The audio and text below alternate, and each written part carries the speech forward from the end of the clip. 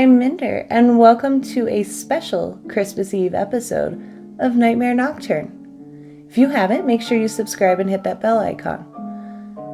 'Tis the season for fright, guys and ghouls, so that only means one thing for tonight's episode: Krampus. Let's get started, shall we? Missing Child's Report. Emma Thompson, age 2. Emma was last seen August 13th, 2016 near Oakwood Drive. She was last known to be wearing a pink pony top, blue jean shorts, and pink sneakers. My face was distorted and funny looking in the reflection of the red glass ornament hung on the Christmas tree. This is my favorite time of the year. I love the smell of fir trees, twinkling of the lights, hot cocoa on a cold winter's night, and dancing to the Nutcracker. But the best part of it all is Santa. Santa comes once a year to praise us for being good, and boy, was I good this year. I kept my grades up, did my chores, helped Mommy and Daddy, and was even nice to my brother. Speaking of my brother, he was sitting in the corner of the family room watching me.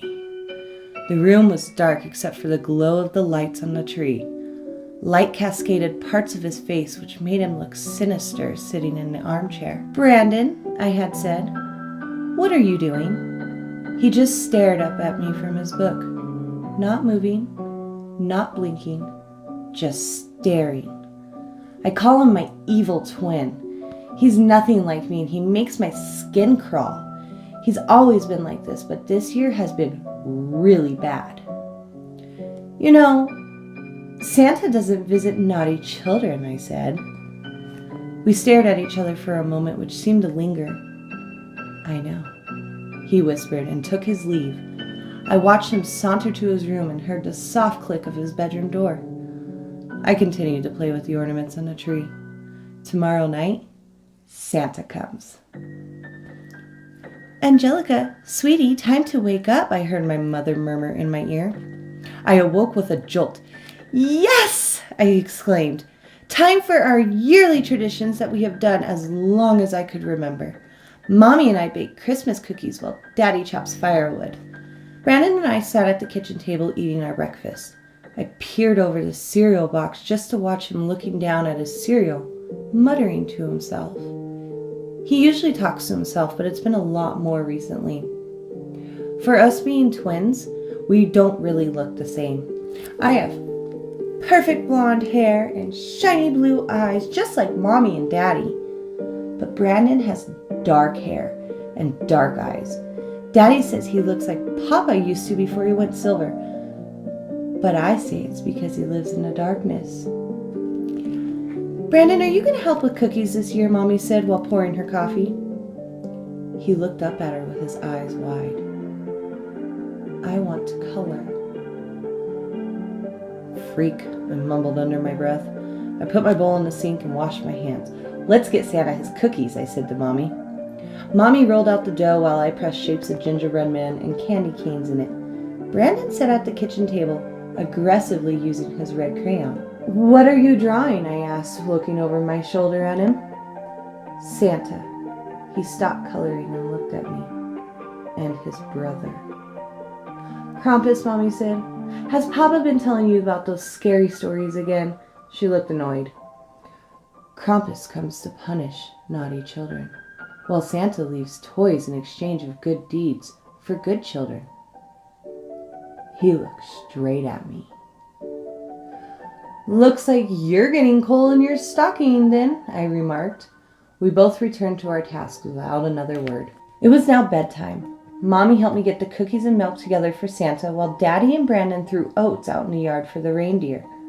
I look forward to this night all year long. The anticipation of getting presents and the magic of Christmas. Brandon and I were both brushing our teeth out of each of our sinks in our bathroom. "Do you know why elves have pointy shoes?" he asked me. "No," I said as I spit my toothpaste out. "So they can poke the eyes out of children who try to sneak a look at Santa." He walked out of the bathroom and shut his bedroom door. He's lying, I thought, just trying to pull my leg because he knows every year I try to wait up for Santa. What a freak. I snuggled into my bed, waiting for Mommy. She came in with a book in her hand and sat next to me. "'Twas the night before Christmas," she began. "I somehow slipped off to watch sugar plums dance in my dreams." Bang! I awoke with a start. Arose such a clatter, I thought. I pulled back the covers, slipped on my robe and princess slippers, and creeped slowly out of my room. As I tiptoed to the top of the stairs, I could see Brandon in the shadows, illuminated slightly by the light of the tree. I crouched down next to him. "Aren't you worried about the elves?" I whispered. He ignored me. We sat in silence, listening to the beating hooves above us. I was so excited. This is my chance to finally see Santa. "Do you think he knows we are watching?" I asked Brandon. He didn't say anything again. Just breathed long and heavy. After what seemed like forever, he spoke. "Santa already came." "What?" I looked down at the tree. "Presents, how did I not see them?" "Krampus," he breathed while looking at me. The sounds of crumbling rocks fell from the top of the chimney. My heart started to beat faster and faster as I heard what sounded like claws scraping down the bricks. I found my hand searching for Brandon's own, whom seemed to be doing the same thing. Out from our fireplace emerged a dark figure. It began to rise. It stood tall and broad. He had horns like a goat. His beastly body was covered in dark fur. One of his feet was grotesque and ugly. The other was a heavy black hoof. His spine-chilling eyes glowed yellow like two fiery suns, and he had a pointed, slimy tongue. Brandon and I looked and turned at each other in fear. Both of our eyes were wide now. "I'm sorry." He mouthed the words to me right before we heard the beast speak. "Naughty, naughty children must be punished." It looked like the monster held his own sack of gifts, except it looked like it was moving. It was. I saw a hand reach out from the inside.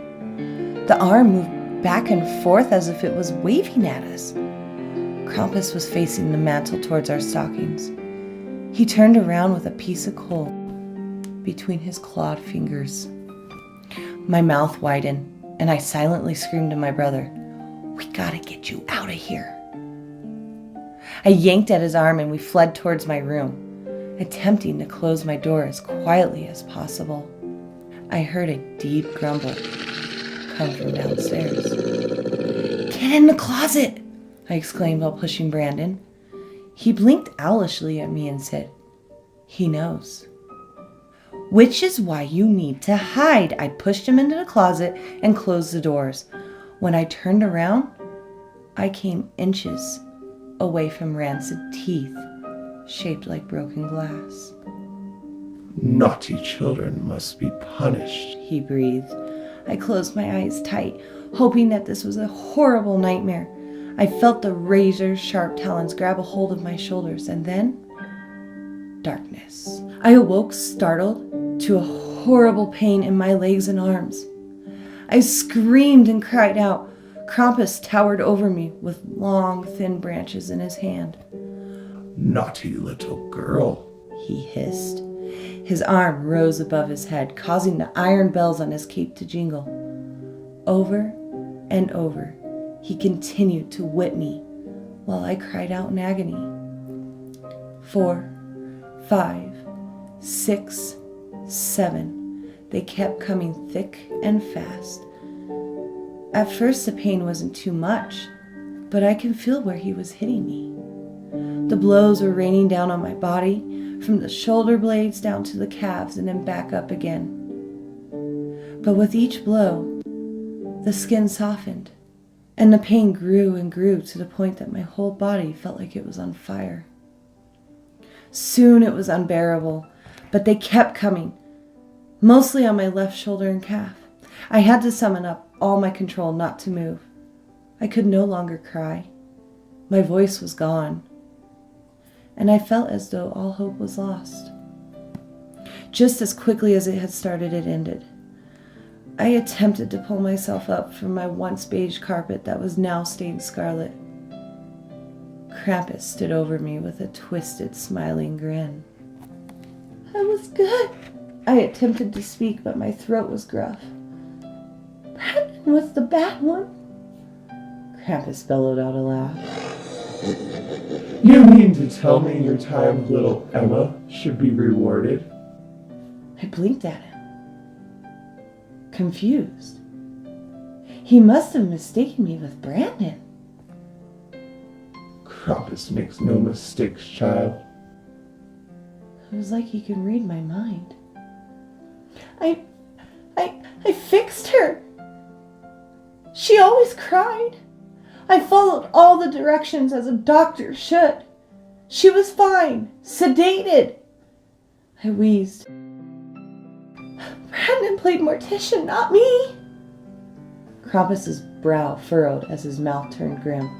His angry glaze sliced at me deeper than the birch branches. Removing vocal cords doesn't fix anyone, child. You see no wrong in your actions. You feel no remorse. I didn't do anything bad. I was angry now. You can't tell me how I feel. I was good this year. I should have presents. Brandon was the one who killed Emma. He buried her in the sandbox, not me. Chuckling, he reached into a sack and pulled out a perfectly wrapped present with a giant red bow. You want presents, child? I have presents. He sat the box in front of me. I picked it up and shook it. A heavy, slow, rattling roll. I sat it back down. You will have your present, child, and then you shall suffer the same as your brother. Brandon. I looked behind me in the closet. He wasn't there. I looked back down at my present. What's in the box? I asked. He glared daggers at me. Open it. My hands trembled. I lifted the lid with the oversized red bow. There, Brandon's dead-eyed gaze looked up at me one last time. Merry Christmas. I hope you have all been very good this year, and none of you have made the naughty list. Because if you have, Krampus will come and get you. Nightmare Nocturne will be back on February 14th, 2019. Jay would like you to be her Valentine. May you all have a wonderful holiday and spend it with those whom you love. Sleep tight, little monsters.